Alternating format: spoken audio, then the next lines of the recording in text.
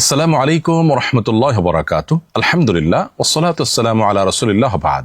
সুপ্রিয় দর্শক শ্রোতা ভাই বোন, মুহররমের 10 তারিখকে আশুরা বলা হয়। ইসলামের দৃষ্টিতে আশুরা অত্যন্ত গুরুত্ব এবং তাৎপর্যপূর্ণ একটি দিন। বাংলাদেশের আকাশে মুহররম মাসের চাঁদ দেখা যাওয়ার উপর ভিত্তি করে এই বছর আশুরা তথা মুহররমের 10 তারিখ হয় আসন্ন 26শে জুন জুমাবার, অর্থাৎ আগামী পরশুদিন। বাংলাদেশের মানুষ সিয়াম পালন করতে হবে আগামী পরশুদিন, আর মিডল ইস্টের মানুষেরা ভৌগোলিক কারণে বাংলাদেশের একদিন আগে তাদের আকাশে চাঁদ দেখে থাকেন। সেই হিসাবে তারা আগামীকাল অর্থাৎ বৃহস্পতিবার ইনশাআল্লাহ তাআলা তারা আশুরার সিয়াম পালন করবেন।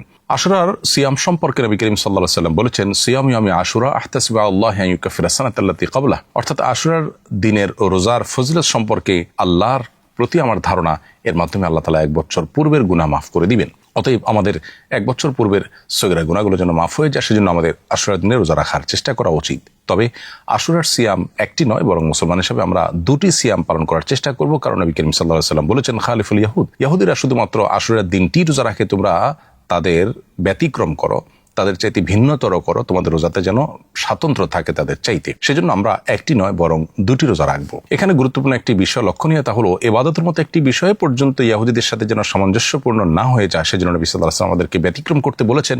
সেখানে জাগতিক বিষয়, এমনকি পাপাচারের বিষয় যদি আমরা তাদের অনুকরণ করি, তাদের ফলোয়ার হই, তাহলে সেটা কত বেশি আমাদের জন্য ক্ষতিকর এবং গর্হিত হতে পারে তা বলার অপেক্ষা রাখে না। অতএব আশুরা উপলক্ষে আমাদের 2টি সিয়াম পালন করা দরকার। সবচেয়ে উত্তম হয় আমরা 9 এবং 10 জিলহজ যদি রোজা রাখতে পারি, আর যদি সেটা না হয় তাহলে 10 এবং 11 জিলহজ আমরা রোজা রাখতে পারি। বাংলাদেশের আকাশে মুহররম মাসের চাঁদ দেখা গেছে যেদিন, তার উপর ভিত্তি করে আমরা আশুরা রোজা রাখবো ইনশাআল্লাহ আগামীকাল বৃহস্পতিবার এবং পরশু শুক্রবার, অর্থাৎ আজ বুধবার দিবাগত রাতে সারিখে আগামীকাল আমরা রোজা রাখবো ইনশাআল্লাহ, এবং সেই সাথে আগামীকাল দিবাগত রাতে সারিখে আমরা জুমাবার রোজা রাখবো। আল্লাহ রাব্বুল আলামিন আমাদেরকে আশুরার সিয়াম পালন করার তৌফিক দান করুন। আশুরা মূলত মাজলুম মানুষদেরকে জুলুমের হাত থেকে রক্ষা করার চেতনার নাম। আল্লাহ রাব্বুল আলামিন বনী ইসরাইলকে এদিন জুলুম থেকে রক্ষা করেছিলেন। মুসা আলাইহিস সালামকে আল্লাহ তাআলা বিজয়ী করেছিলেন এবং জালিম ফেরাউনের পতন আল্লাহ তাআলা এই দিনে ঘটিয়েছিলেন। কারবালার যে ঘটনা এই একই দিনে ঘটেছে, সেখানেও অবশ্য সত্যের জয় হয়েছে এবং মিথ্যার পরাজয় হয়েছে, জুলুমের পরিণতি